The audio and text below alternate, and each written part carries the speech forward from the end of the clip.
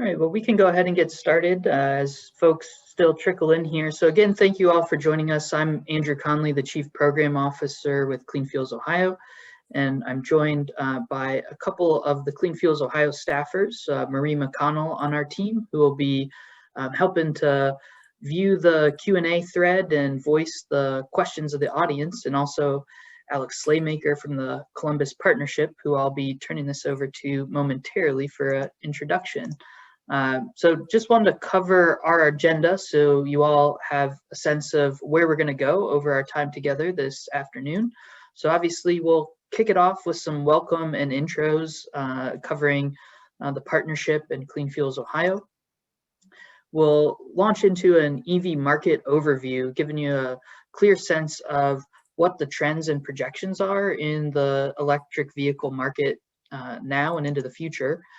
We'll touch base on a local fleet success story, as well as dive into Ohio EV model availability, look at some fleet and leasing options specifically, touch base on charging station equipment, electric vehicle supply equipment or EVSE, look at some grants and incentives that are available, and then wrap up with Q&A. So a lot to cover. The goal here is really to cover things at a high level, and then the partnership is sponsoring Clean Fuels Ohio to do free EV analysis for a number of their members. So the real goal here is to get you thinking about the options and opportunities, and then be able to follow up with direct assistance. So with that, I'm going to turn it over to Alex to give us an intro to the Columbus Partnership. Thanks, Andrew, and thank you everyone for joining us. We're really excited about the session today. My name is Alex Slaymaker, and I lead our sustainability portfolio of work at Smart Columbus. At Smart Columbus, I think most of you are aware, but we're really focused on co-creating a more connected, autonomous, shared, and electric transportation system that's accessible by everyone and powered by renewable energy. And our portfolio of projects really align with these transformative trends that are reshaping mobility. Today, we're going to focus predominantly on one of these trends, which is electrification. But before I hand it over to Andrew to dive into everything he just laid out, I want to take a moment to share a quick update on the Smart Columbus Electrification Program. Will you click to the next slide, please? Thank you. As you may have already heard, we wrapped up our Electrification Grant awarded through the Smart Cities Challenge last year. And we're really excited to share it was a huge success due to partnerships with hundreds of organizations and companies, including many on this call. In the region, we collectively increased EV adoption over 500% and increased charging access, which is super important, 1,200% in less than 4 years, and have influenced thousands of additional residents to commit to electrifying their next vehicle. We worked really closely with companies and the public sector on EV education and electrification for their fleets as part of the grant. And notably, the city of Columbus actually electrified over 200 of their light-duty vehicles as part of the program too, which is a really great, case study and local example of leadership on this topic. You can learn more about what we were able to accomplish collectively as a region at accelerateyourcity.com. And as you can see with the event today, we're really committed to building upon the great foundation that we've established through the Smart Cities Grant with more electrification programming and more technical assistance. So we're really doubling down on helping fleets electrify and have partnered with Clean Fuels Ohio, like Andrew mentioned, to provide some of that technical assistance and to keep our partners up to date on cutting edge trends that you'll need to know so you can electrify your fleet and make those smart business decisions. So without further ado, I'm going to turn it over to Andrew, who is really the star of the show. He is one of the most expert individuals on electrification I've had the privilege of working with, and I'm really excited to hear what he has to share with us today. Thanks, Andrew. Yeah, appreciate that, Alex. Happy to be with everyone today. I don't know if I'm the foremost expert, but excited about the topic and happy to share the trends and opportunities with you all today. So for those of you who don't know Clean Fuels Ohio, we are a nonprofit based in Columbus serving the state. Our goal is our mission is solely focused on the transportation sector, and our goal is to make the state cleaner and more prosperous by improving the environmental and economic performance of vehicles on the road. So we do that in a number of ways across all the commercially available fuels and technology solutions. So we are inclusive in terms of all the range of options, but I'm here today to talk about electric vehicles specifically in conjunction with the partnership. So with that, our Drive Electric Ohio program is the program that focuses Clean Fuels Ohio's work in the electrification space. And that program really centers on 7 core interlocking activities that include grassroots consumer education for individual motorists. In normal times, that would be run regularly through Marie McConnell on our team, who's on the call, and would feature things like a ride and drive type event that you see in the background of this picture, as well as many other things. There's grassroots chapters of owner ambassadors throughout the state. We also work with policymakers to help them understand the opportunities that the electric vehicle supply chain and the use of electric vehicles have for the state and all our residents. We work with the utilities and the regulators to help with the supply side of the electric vehicle space, of the electric energy. We do work around EVSE infrastructure deployment. So that includes helping businesses, cities, regions plan for the deployment. We helped co-author a study through Drive Ohio in late 2019 on corridor electrification in the state. We're working on a freight electrification study as we speak with the same team. We do a lot of dealer engagement in Central Ohio, picking up on the great foundation laid through the Smart Columbus program and work of staff like Alex Slaymaker and Zach McGuire to engage dealers and help them understand the opportunities for both their business and sales, as well as to get the right information in front of customers. And then overarching and interwoven through all of these is goals of ensuring equity and access to the electric vehicle market and the benefits of electrification. So that's a little bit about how we approach the electric vehicle space. But really, I mentioned at the outset of the call, our goal here is to work with the partnership directly to identify interested partnership members who are looking to analyze their fleet. And so what the Clean Fuels Ohio team can provide then is a free EV analysis. And we do that by gathering data on your fleet operations. We even have the opportunity, if you don't have telematics or good existing data, to work through this partnership to provide some free temporary telematics devices to log data on your vehicles. With that information that we gather, we'll establish some key performance indicators and some internal goals that you have, whether around budget or environmental emission reductions and so forth, to know how to analyze your fleet with your criteria in mind. We'll then look at all the available options that will fit with your exact vehicle's drive and duty cycle, the performance needs of your fleet. The goal is to then provide decision-making tools. Here are the options that have an ROI, that have a lower total cost of ownership, and will work with your specific day-to-day route and drive and duty cycle. And then we'll work to make some strategic recommendations based on those decision-making tools in terms of this asset is up for replacement next year. This is the type of vehicle that you can look to replace and the type of ROI that you would get from it. Here's the charging infrastructure you'll need and so forth.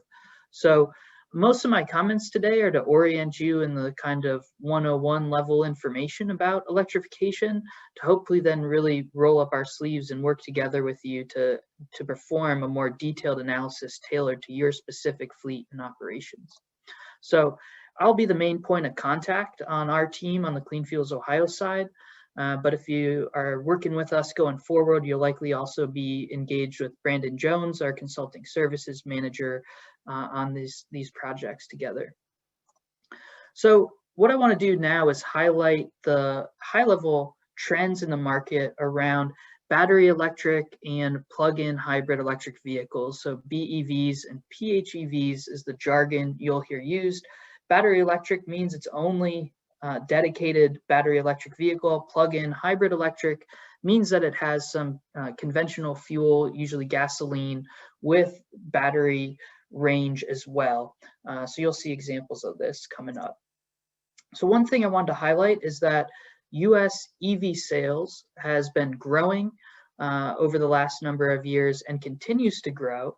And one thing to highlight over the very unique year of 2020 is that the EV market actually rebounded faster than conventional vehicles. So this data is coming from Atlas Public Policy and their EV hub, but really it's important to note that, you know, while the pandemic upended everything, you know, across the globe, we saw a downshift in conventional and electric vehicle auto sales, but the EV market actually rebounded faster over the end of 2020 than the conventional auto market. So strong indicators there in that sense.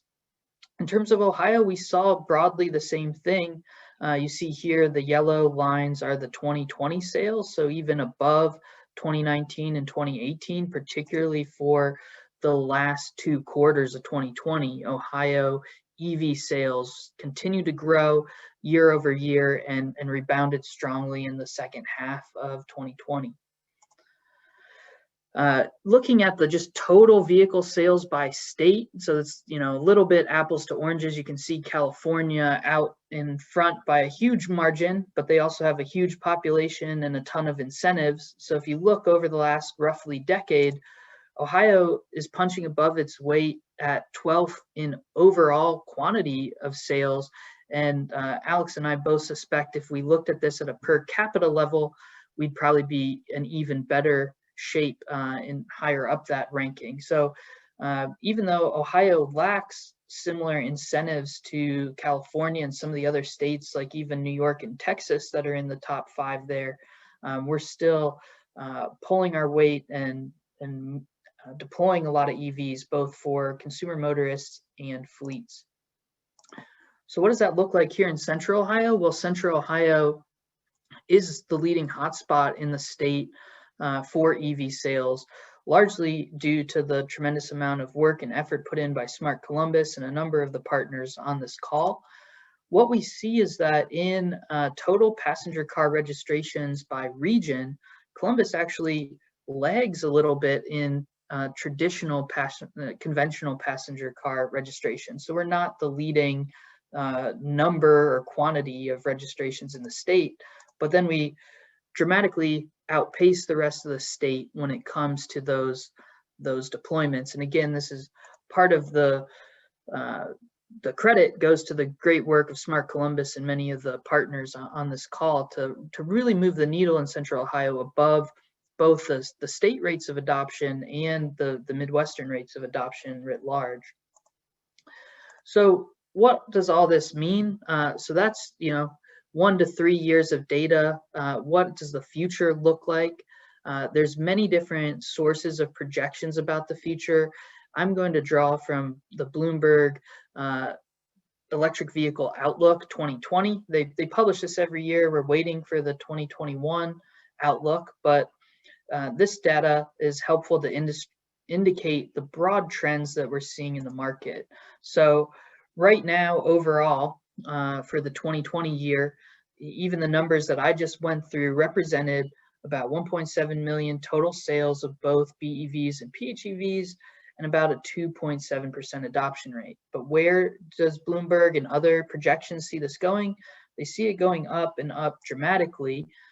This in their projections includes jumping to 10% of new vehicle sales in 2025 and almost 30%, 28% by 2030. So over the rest of this decade, we're going to see a pretty dramatic growth in new electric vehicle sales.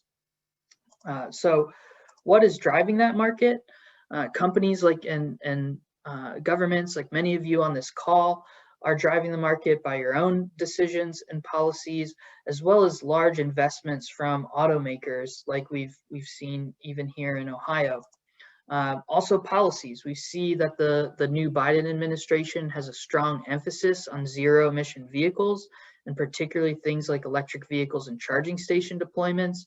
and are looking to push out investments in that through infrastructure bills at U.S. Department of Transportation, through R&D and project deployment funding through the Department of Energy and other sources. So I think we're just on the cusp of seeing a lot more of this kind of policy coming down at the federal level, but then there's also things that the state and individual companies like yourselves are doing.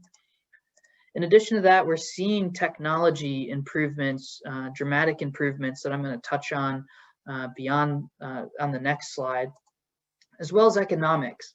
This notes that by the mid-2020s, EVs are projected to reach price parity without subsidies. So when we get to that point, we're really going to see some of this curve really ramp up in terms of adoption as the economics play out. And so what are some of those things driving the economics? Well, battery costs by far make up the single most costly aspect of electric vehicles, and lithium ion prices are falling dramatically over the past decade. From 2010 to 2019, they fell 87%, as you can see listed here, with the volume weighted average price right now hovering around $156 per kilowatt hour.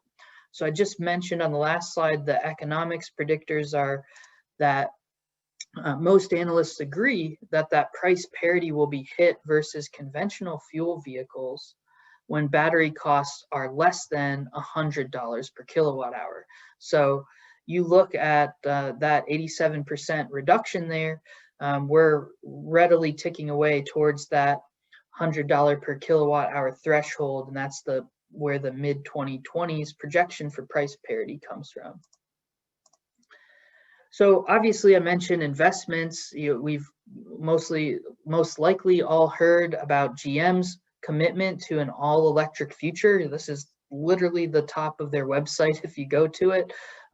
They're certainly investing here in Ohio in battery production in the Lordstown area, and really committed. We're likely to see more of the major conventional OEMs maybe not commit to an all-electric future, but at least we're seeing broad investments by all the major OEMs to electrify an increasing amount of the products, the vehicle platforms coming out of their production lines.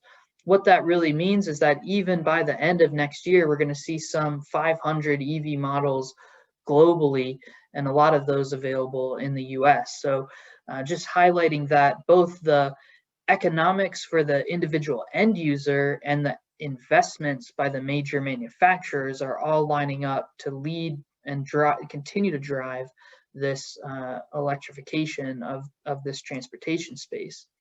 In addition to passenger vehicles, we're also seeing the onset of growth for commercial fleets, coming first in the light duty space. So Bloomberg's projecting right now, as of 2020, light commercial vehicles for companies and municipalities is actually just below. We saw it was 2.7% for the overall market, which includes consumers, hovering around 2% for companies and municipalities.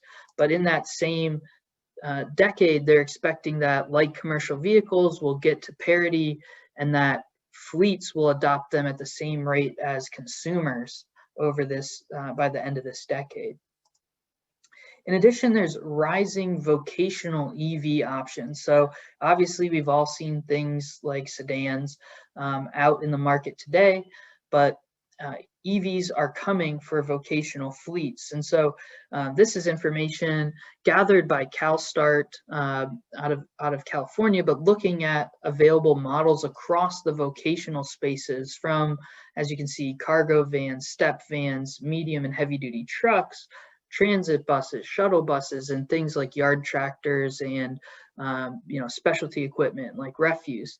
So by 2023, we're going to have at least 10 options in each of these vehicle spaces from different manufacturers. So options are growing, and particularly, we're likely to see cargo vans and some of those medium duty box trucks and transit buses right now being some of the the biggest bang for the buck opportunities, as well as smaller or less lengthy routes such as yard tractors that operate behind the fence. We're seeing a lot of opportunities there. So with that, I'm going to touch base on a local EV success story. And really, as I mentioned at the outset, encourage you to chat your questions to us throughout this. We are logging those, and we'll be circling back to questions at the end. So I'm not going to pause all throughout for questions, but really look forward to engaging any questions you have throughout as you chat those to us and circling back to those at the end. So in terms of EV success story, what does this look like for a fleet? So Columbus Yellow Cab was one of the successes in the Smart Columbus project. Obviously, they're a cab company. They're a little unique because they own their whole fleet of vehicles. So you can see there, it's a 200 vehicle fleet, mostly sedans, although they do have some vans and shuttle type vehicles. And they have 250 drivers of those vehicles. They have 40 employees in terms of their dispatching and admin.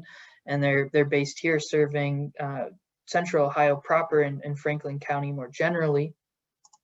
And what they did is adopt 20 Tesla Model 3s in place of what had traditionally been things like Ford Crown Victorias that are no longer in production, and some of those other type sedans. And so you may not have noticed if you hadn't heard, because the vehicles are actually white. You can see in that center picture that they just have the Columbus Yellow Cab logo on the side mirrors and on that back panel of the passenger door. So they're not yellow like the other Yellow Cab vehicles, but they have 20 of these BEVs in operation for 2 years now.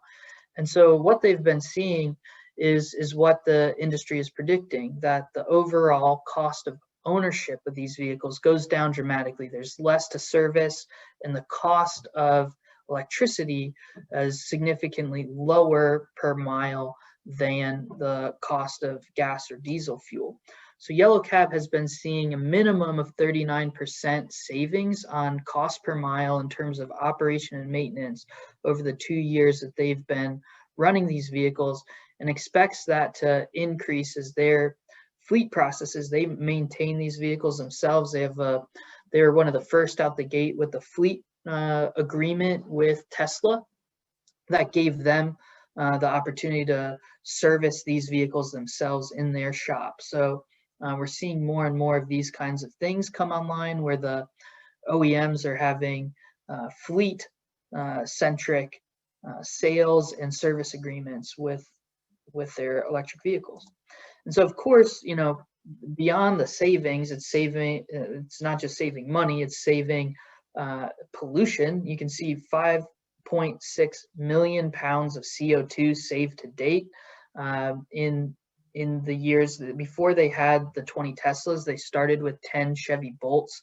So you can see that on the a Bolt like vehicle pictured in this picture, and that's inclusive of the 3 years that included 10 Bolts and now 20 Teslas. So certainly these are zero tailpipe emissions, and as the grid itself gets significantly cleaner, just a handful of years ago, the Ohio grid has improved by some 30+% in terms of its cleanness, as there's been transitions away from coal to more wind, solar, and natural gas production of electricity, all of which is cleaner, and those trends are continuing. So electric vehicles, obviously zero tailpipe emissions, but as the grid continues to clean up, we'll see the overall life cycle emissions lower and lower year over year. So now I want to turn to some EV model availability. Models come and go off of local lots. There's kind of variability in terms of when the model year hits, as well as when it's available at a local lot. So there's some resources that you can access that'll really help you look at this in real time. The Smart Columbus website itself has this EV dealer offers section that you can get to that actually has links to connect you with the local dealers throughout the greater Columbus region so that you can actually get right in touch with somebody or view live availability. I am not going to be comprehensive in my comments here because we could take the rest of the time going through the various options of just what's available. The goal here is just to highlight some, in my next slides, is just to highlight the types of vehicles that are available now and coming soon, so that whenever we hopefully have our next opportunity to talk to you and work more directly with you on an analysis, you have a sense of what's out there, but then we can chart exact availability with the dealer of your choice, as well as how that vehicle's performance, capability, and cost would match up with your budget and replacement cycle and the drive and duty cycle of your vehicles. So I'm not going to really cover a lot of details about each of these individual vehicles because there's a lot to go through, but I just want to highlight some of the broad strokes in the market. So again, remember there are plug-in hybrid electric vehicles as well as dedicated battery electric vehicles. So in terms of sedans, you have things like the Hyundai Ioniq, starting at the $24,000 range. Each of these pictures will say before tax credits. So I'll mention this later in the in our time together here, but there is a maximum $7,500 tax credit available to any taxed entities, and that's applied eligible for the first 200,000 models sold, and then it starts to decrease down depending on how many models are sold. So Clean Fuels Ohio, Smart Columbus, and your dealer partners can let you know how much of the tax credits are available on these vehicles, but in many cases, you could be taking $7,500 off the top of that MSRP if there are available tax credits. So you have things like the Hyundai, the Prius, that's a plug-in hybrid. You can see 29 and 25 miles of range, so you can go all electric for that much. And if that's all your trip needs, then you plug back in and you keep running only on electric, or you have gasoline backup if you need to go longer. There's also things like the Honda Clarity and the Ford Fusion Energy as you scale up a little bit in price there. There's a whole host of other options in the plug-in hybrid electric vehicle space, but I just wanted to give you kind of a sense of the price range and some of the performance there. In terms of battery electric vehicles, there are options including, lesser cost smart cars. You see some fleets and campuses using these for some kinds of patrol and maintenance duties. There are also things like the Nissan Leaf, which is of the 200 vehicles the city of Columbus deployed, the highest quantity, the highest single make and model was the Nissan Leaf. And I'll touch base on how they structured some of their purchases later on. Things like the Chevy Bolt, you see we've drastically gone up range and also gone up price as we scale up. So you can see the Mercedes Smart Car for 2 at a 58-mile range, jumping to the base model Nissan Leaf at 151 to going up to the Bolt to over 230 to the Tesla at over even 300 miles. So essentially, the vehicle obviously increases in cost with range. As I mentioned earlier, the batteries right now are one of the biggest cost sectors of those vehicles. Of course, there are other options in the market beyond sedans. There are EVs that are SUVs, crossovers, and vans. So again, in the plug-in hybrid space, you've got things like the Kia Niro PHEV, which is a crossover, the Mitsubishi Outlander right now, which is a PHEV, the Kona from Hyundai, another crossover type vehicle, and the Chrysler Pacifica, a hybrid van. Again, these give you battery electric range and plug-in capabilities, but also then some backup gasoline if needed. There's more options in this space. Ford has an Explorer hybrid, the list goes on, but this is just to highlight some of the options. The Nero, as I mentioned, has a PHEV, but it also has a full battery electric. There are options from Nissan, such as the Aria, pictured here, from VW, such as the ID.4, and things like the Tesla Model Y. The picture is a little bit of a, it looks very similar to the Model 3, but it's actually a crossover vehicle with some significant range there. So what we are seeing is also a slate of pickups and SUVs coming soon. So Jeep Wrangler is launching the 4xe PHEV, launching here this year. Rivian is bringing the R1T to market, a four-door pickup truck. Obviously, Cybertruck made a splash with its launch. It's expected to be available in late 21. GMC is electrifying the whole, General Motors is electrifying the whole Hummer platform, as was announced, and looking to fall for this year for the launch date there. Lordstown Motors, Ohio company based in Lordstown, Ohio, launching the Endurance later this year, the pickup you can see there. And then, of course, Ford is electrifying the F-Series platform. They're going to start with PHEVs, initially projected to launch late 2021.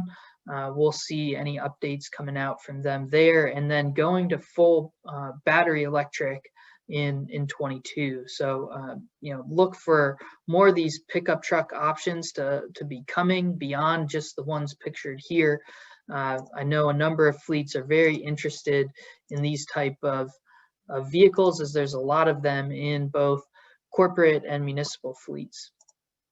But obviously beyond that, there are needs for medium-duty vocational and freight vehicles. So there are options. Workhorse, another Ohio-based production company, is in production of step vans right now. For all of these that I'm going to talk about here, they're in production, but you need to contact the manufacturer, and they'll work with you on what the schedule is, what kind of orders they have. Workhorse has a large order that's been announced with UPS, so they're already making these for some of the major Fortune 500s. Change is a California-based company producing a last mile utility and delivery van, in production now. Rivian, scheduled for production in 2021 of their last mile utility and delivery van. Amazon's placed a large order for those to date. And then, of course, Ford is electrifying their transit van platform, both the Transit Connect and the variety of Transit 150, 250, 350. So obviously that's both configured as passenger vans, utility vans, delivery vans, and even small box trucks, as you see there, that are scheduled to be released in 2022. So a number of vocational options coming in that lighter duty space, lighter vocational, and then a number of options in production now on the medium and heavier duty side. So Lion Electric, based out of Canada, but with production here with manufacturing here in the US, is making things like transit buses and school buses historically, and launching things from class 6 to class 8 now. Amazon also has put a large order down for the Lion 6 box trucks, the class 6 box trucks, and we're working with some partners around the state about some potential Lion 8 refuse truck deployments with some municipalities and fleets. BYD, a Chinese manufacturer, but with production here and release of vehicles in the US, has a range of equipment, both on the vocational kind of lighter medium duty sides, as well as heavy duty vehicles. Yard tractors, which I mentioned, are a great opportunity. There's even some of these exact vehicles operating in some facilities in and around the Rickenbacker area here locally. Orange EV is in production of their yard truck. Great opportunities there on ROI. And then, some of the each of the manufacturers I've focused on here are kind of new to the market in terms of their history in vehicle production, but some of the major players like Volvo, Kenworth, Mitsubishi Fuso, most of the OEMs are coming out with a vehicle. So I'm not trying to be exhaustive here, but really to highlight some of the different options that are coming. These Volvo EVs in the vocational space slated for larger scale production in 22, though some of their major customers are getting initial production models now. So a number of these are in the field in select kind of pilots with some of their big customers. And similarly, moving up to the heaviest class, we've got Class 8 semi-trucks coming, at least announced in late 21 from Tesla, as well as from some of those major OEMs. So Volvo VNR electric semi is going into production this year with wider availability in 22. And then things like Freightliner. Freightliner is launching the e-Cascadia in 22, as well as the M2, which I know a lot of fleets use for either box truck delivery options or municipalities use for plows and road maintenance type activities. So again, they're competitors in the marketplace like the Kenworth, Peterbilts, Mitsubishi Fuso, and others are coming to market with similar products as well that we can look at if those are of interest for your fleet. So that just highlights the trends we're seeing, that across the board from sedans to semis, the major historic OEMs as well as new OEMs are entering the marketplace and providing those options to fleets, and really expecting a broad uptick in production and deployments and purchases by the end of this decade. Beyond that, we know a lot of fleets lease. So I wanted to touch base on leasing options and how that can play in the electric vehicle space. So obviously there are a number of providers in the marketplace that help fleets with leasing solutions. One of the partners that we worked with, both the Columbus Partnership, Smart Columbus, and Clean Fuels Ohio worked with on things like the City of Columbus deployments of electric vehicles, was Mike Albert Fleet Solutions, who's a Cincinnati-based company providing a whole portfolio of solutions, but really helped with leasing of electric vehicles with even the City of Columbus, who had not leased vehicles before. Really, as many of you on the call, I'm sure, are well aware, in terms of leasing, there's some simple math that can be done with companies like Mike Albert or your preferred leasing partner to really look at, if you don't lease now, is leasing the right opportunity for you to maximize the value and the return of your asset and minimize the costs over its life cycle. So certainly, there are clear cases where leasing makes good business sense for a fleet, and partners like Mike Albert and others can help you identify that. And if you have currently leased vehicles or have determined leasing is right for you, Mike Albert has worked, like I said, with us, with all of us on this call, and a number of partners to deploy solutions for fleets, both public and private, to lease electric vehicles. And what they did with City of Columbus is they helped them acquire almost all of their electric vehicles across. Columbus has a number from Nissan Leafs to Bolts to Kia Niros to Ford Fusion Energies, and Mike Albert was able to work with them on securing any electric model. For the public fleets like City of Columbus who weren't eligible to monetize the tax credit, Mike Albert actually worked to monetize it themselves and share that incentive with the public fleet. So if you're a public fleet on the call, there are some opportunities there. If you're a private fleet, you're eligible for that tax credit because you are not tax exempt, as you're well aware. There is options that Mike Albert offered with these electric vehicles in either both open-ended or close-ended lease terms. City of Columbus actually structured theirs as a 12-month lease and then a buyout at the end of that 12-month lease.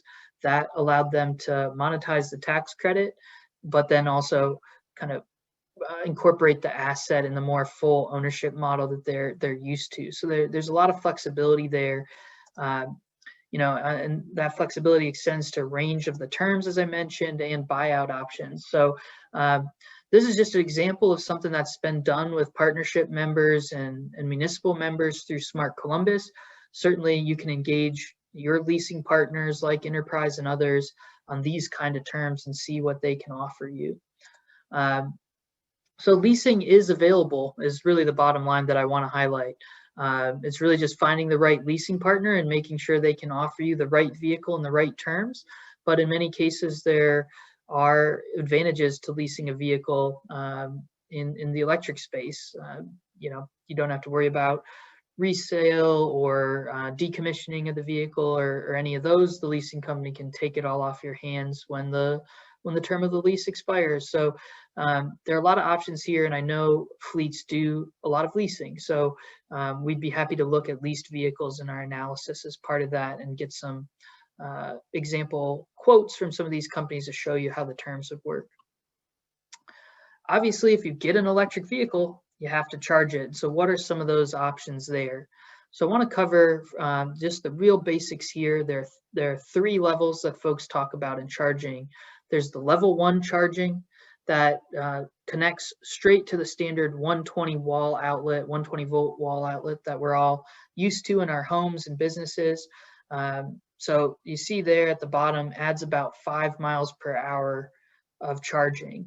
So depending on your use case, if you're not drawn down a lot of miles during your operational day as a fleet and you're able to plug in for 12 plus hours overnight, there are some instances where you don't have to install any hardware and can plug into traditional standard 120 volt outlets. In most cases, fleets are using their vehicles a lot more heavily during the day, a lot more of its battery capacity, and want to charge faster. And so there's the level 2, 240 volt, also available at 208 volt power for these level 2 chargers. Key thing there is that plug pictured in the middle, the 240 volt outlet. Many of you probably have that in your home for your electric stove or electric washer dryer.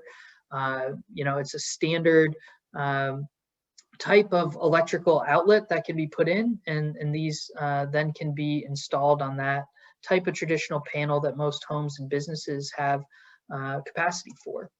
And then level 3, this is fast charging. It's direct current.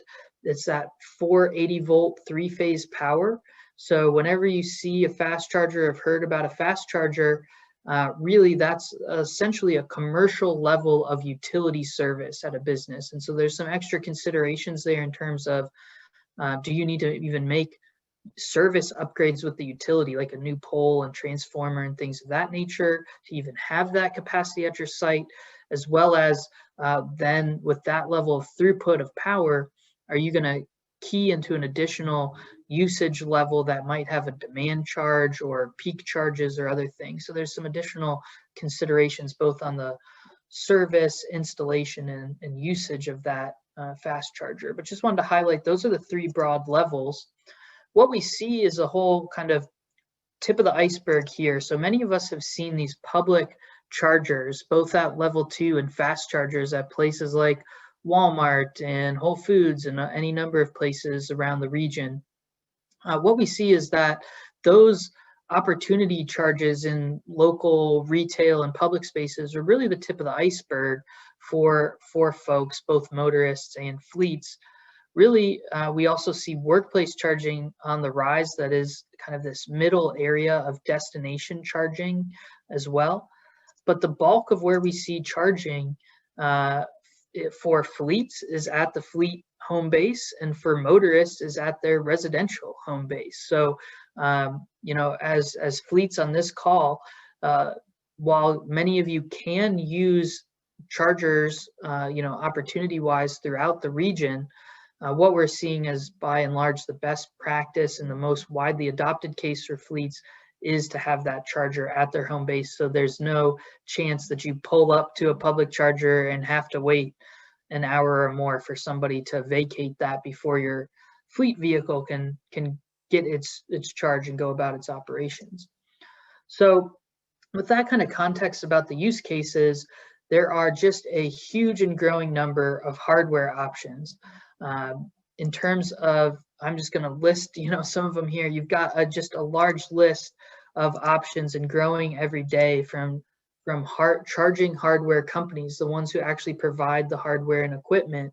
And then you can work with your own internal facilities team and electrical contractors on staff, or third-party contractors to install these. So this is just some 60 out of a large and growing list. What I want to do, similar to on the vehicle side, is just touch base on some of these charging options. And I'm just going to illustrate a couple on each slides because I can't be comprehensive about all of them. So no, these are just the tip of the iceberg, that you have a lot of options here depending on the amenities and the use case and the options that you want with your charger. So in terms of level 2 equipment, obviously the level 1, you don't have to install anything. You plug right in and slowly charge at that 120 volt outlet. But level 2, again, is this 240 volt outlet.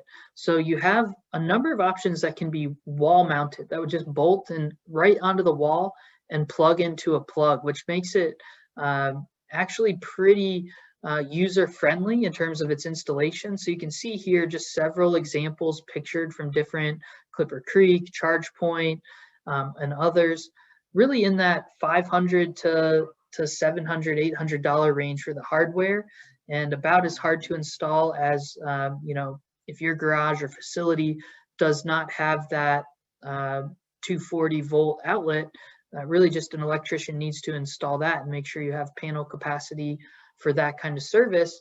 And then you just hang this charger on the wall, plug it into that plug, and on you go. So that really opens up a number of opportunities for fleets. These types of chargers then can be what's kind of colloquially referred to as either smart or dumb.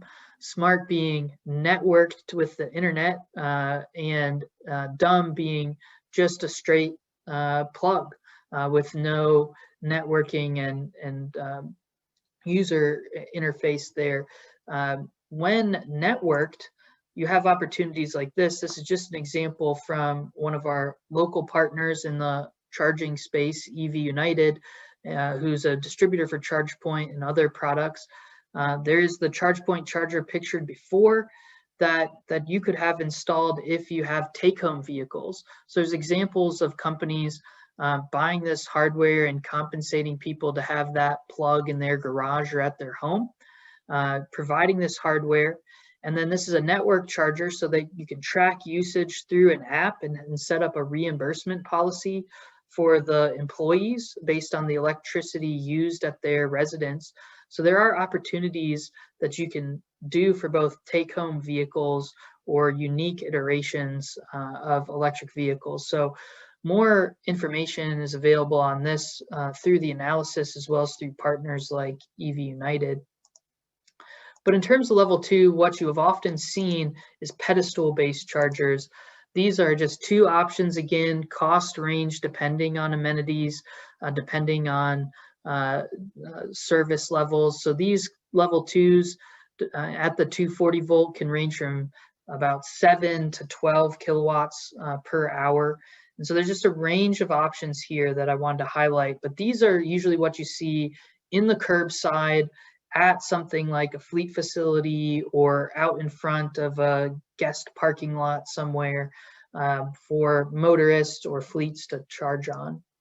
And then on the fast charger side, you have a variety of options again here, just picturing 2 options, and prices vary, but really the key thing here is to make sure you have the level of utility service and you know how you're being charged for your electricity.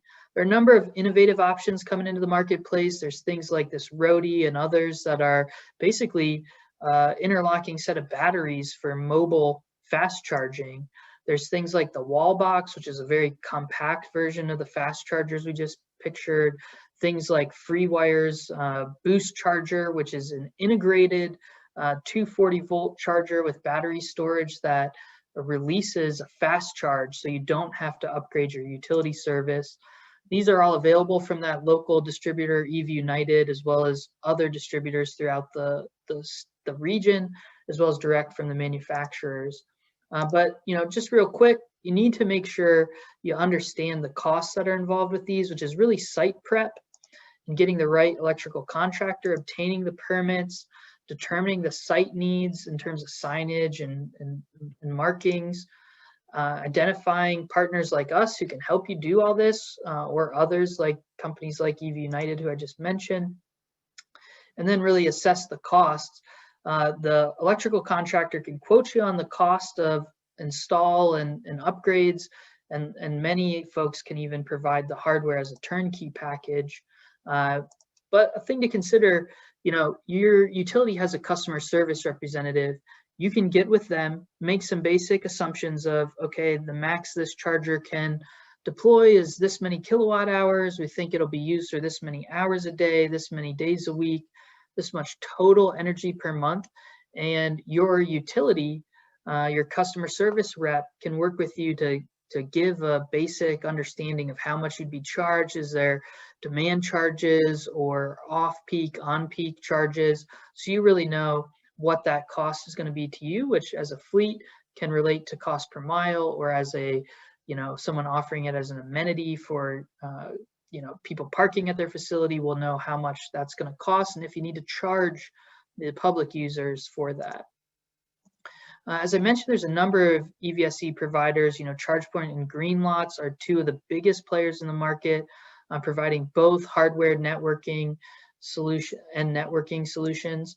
But there are companies that help with turnkey options like EV United, who I mentioned, and Electrata, who are both Ohio-based companies who can help with both the site prep, quoting, provide you the hardware, and do the installation for you all in one. Essentially what I just said is, further defined here. EV United's been a partner who helped with the Smart Columbus Experience Center and charging there, and has helped with a number of fleet and public deployments throughout the state in projects that we've worked on together. So they're a real option if you want kind of just take all the variables off the table and have a one-stop shop, so you don't have to a la carte the electrical contractor, the EVSE hardware, and the install. That can be a turnkey package. Just to mention briefly, EV United locally also has a limited time offer where their fleet charger, this ChargePoint F50, is offered on a buy one, get one half off basis right now through the end of March, is the information I saw. So for those of you, there are these kind of opportunities out there with companies like EV United and others that are great to take advantage of.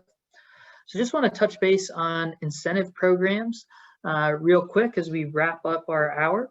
So in terms of Ohio, or in terms of incentives, there are federal incentives and state incentives.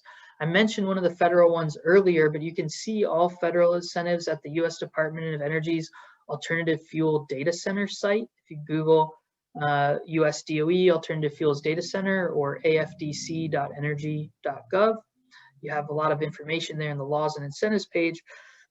One of the key things is that there's a tax credit for qualified plug-in electric vehicles. So that is both BEVs and PHEVs as I've defined them on this call. The key thing is, I mentioned earlier, the credit is max $7,500 per vehicle for eligible entities, but it starts to phase out and reduce the amount of credit offered after each qualified OEM hits 200,000 vehicles sold. So things like the Tesla Model 3 have used up their $7,500 tax credits because they sold more than 200,000 units. But dealers in Clean Fuels Ohio and Smart Columbus can help you identify if tax credits are eligible or available on the vehicles you're interested in. On the infrastructure side, there's a similar tax credit that's been extended through 2021. It gives qualified property owners 30% of the cost back on that hardware, the charging EVSE hardware, capped at $30,000 for businesses and $1,000 per residential location. So, I mean, that's a pretty healthy incentive. We're talking AEP rebated some 300 plus chargers over the course of 3 years through Smart Columbus at the level 2, and their average cost, as I understand it, all in for site prep, hardware, and installation for pedestal mounted network chargers was something like $12,000 on average. So, that $30,000 goes along. 30% of that is a good chunk of change to help with those deployments. In Ohio, there are some vehicle grants for fleets and charging station grants. The Ohio EPA, through their VW settlement, offered level 2 public charging station funding last year. We're still waiting for them to announce the level 2 station award winners. Those have to be publicly available network stations. Similarly, they are going to launch, their website says February, but they are going to launch a DC fast charging option. These are for chargers that would be publicly available. So if you're a fleet putting these solely behind your fleet fence, that would not be eligible. But if you are looking to share that charger throughout at least the business day with motorists, then you could get this kind of charging for them.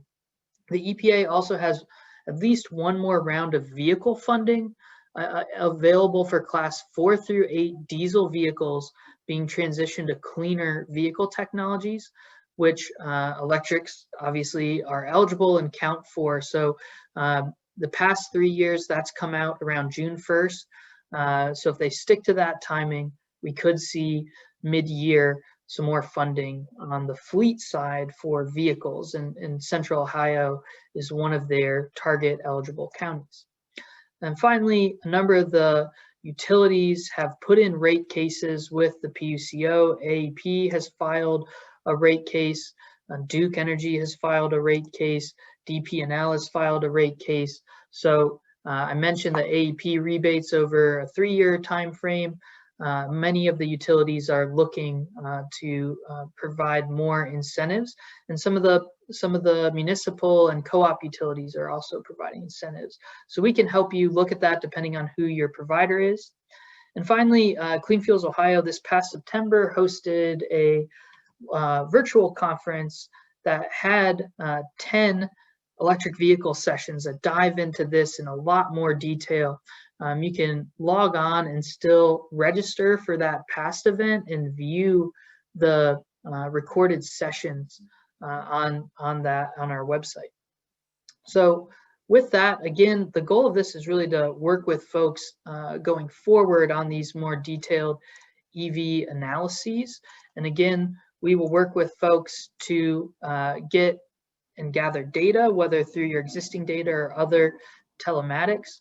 We'll work in conjunction with you, identify key performance indicators and goals for the analysis, chart out all the available options, provide decision-making tools and specific planning recommendations on how you can adopt these electric vehicles to maximize the opportunities and benefits for your fleet.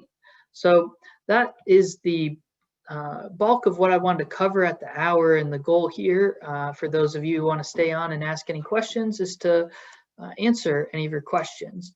So with that, happy to turn to audience questions. And I know the chat's been going, and I appreciate everyone who's been conversing there, as well as the good conversation that's happening in the chat, but happy to bring that verbally into the mix now. I can chime in, Andrew. Thank you so much for that presentation. That was awesome. I've been kind of compiling the questions as they've come in, so hopefully we can address them in order. So starting out with a question from Mark, why and how would price parity change by region, and what role do incentives play? Yeah, right now, I kind of answer that in reverse order. Right now, without price parity, incentives are playing a major driver. So that's why we see markets like California so far ahead in quantity of EVs deployed. I think no matter what, once we hit price parity, if there's ways for consumers to save, incentives will still play a role in moving the needle. But I think with EVs, there's always been this push and pull around market availability and changing dynamics of market availability where, certain models will be available in certain states only and at certain times only. So I think where we're focused as the Smart Columbus, the Columbus Partnership, Clean Fuels Ohio, is really trying to advocate for more model availability in Ohio as one of the major factors that would come into play here. So I think that'd be the main comments there. Thank you.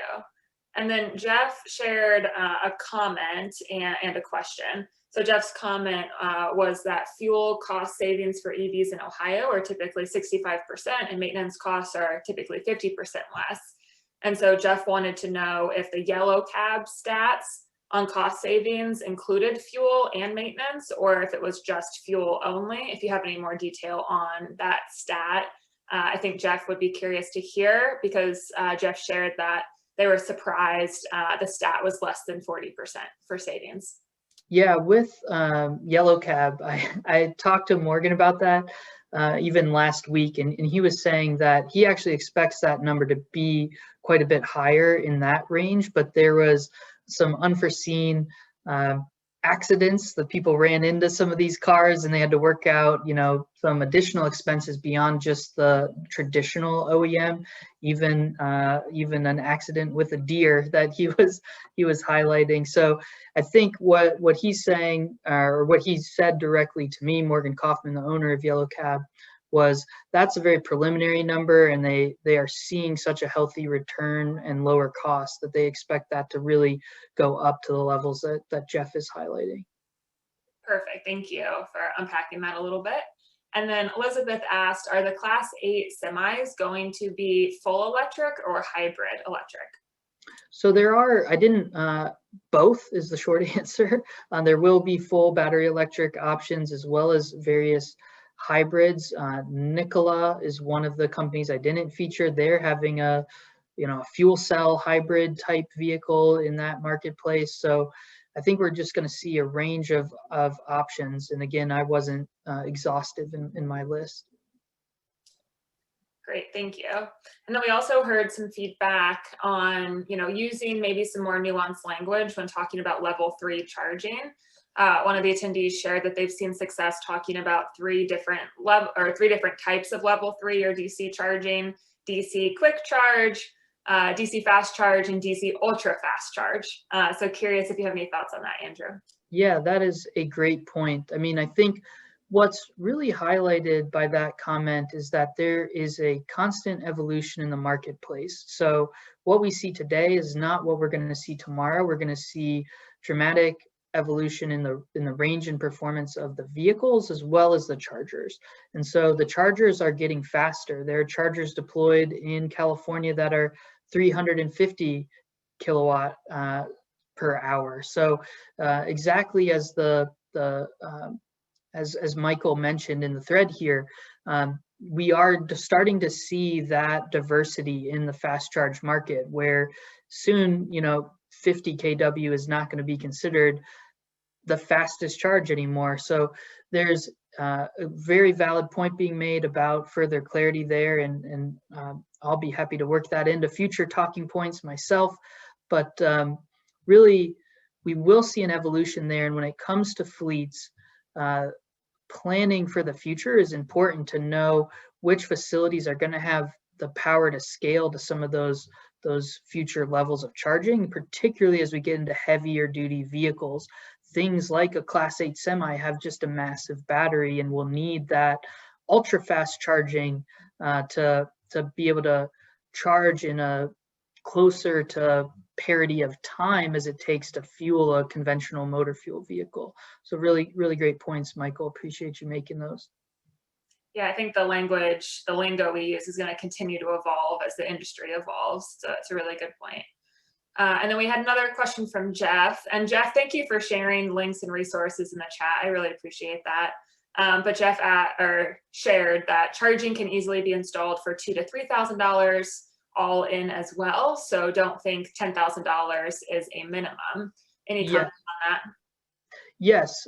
So that ballpark I was giving for pedestal mounted, curbside, networked chargers. That's a lot of qualifications, but as I was mentioning on the take-home vehicles, there's very low cost options that can be wall mounted and installed very cost effectively for fleets and motorists. So there's just a huge range of options here. I'm hoping people can appreciate, the sense that I want to give the lay of the land, but not every iteration here in the weeds. Really happy to roll up our sleeves and chart that out more specifically for any fleet partner who wants one of these free analyses. Great, thank you. And then there was another comment kind of on a similar thread, just mentioning it's really important to understand basically all the different complexities and factors that go into determining how costly each charging port will end up being. And not all kind of charging resources, et cetera, are equally reliable and that type of thing. Any further comments on that?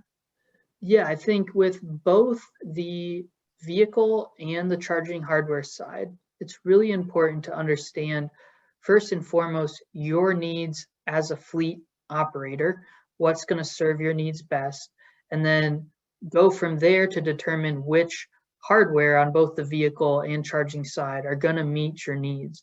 And there's just a huge variety of options here and a lot of variables, as that question and comment point to. And so that's where partnerships like Smart Columbus, the partnership itself, Clean Fuels Ohio, and other partners in the industry can be very helpful allies in helping you chart out all those variables and figure out which ones are the most meaningful for you that'll impact your operational performance and economic success. Great. And then we got another inquiry from a local community, and the representative from that community was sharing that they're in the process of purchasing Tesla vehicles for police and code enforcement, and they were asking if Andrew would be willing to have a follow-up call to kind of unpack charging details and some other questions that they have. Yes, very much. And I'm actually in the email thread with Deb from Clinton Township as of yesterday, so we've got that thread rolling via email, but happy to follow up with you all on that front. And happy to follow up with anyone on the call, public, private sector, who, any entity, higher ed, et cetera, who is interested in exploring fleet electrification further, how to install the charging to support that. Would love to have all of those conversations. I think we addressed all the questions. Marie, do you see any more that I missed? Not since you've been talking, Alex, so I think you got them all. Awesome. Well, we can hang out for maybe a minute or so longer. Oh, great. Okay, really good question from Josh. Any news about wheelchair accessible EVs? Thank you for asking that. Yeah, so the short answer is right now, you have to work with a variety of providers to get that. We are actually working on a project right now with Columbus Yellow Cab to electrify a Ford Transit van and add, the typical kind of ADA compliant transit body onto that van. So there are limited options in the marketplace that are going to come straight off the factory line for that, but there are a variety of upfitters. We're working with bus services here in Columbus that's based right by the airport, and Lightning Systems on that Yellow Cab project.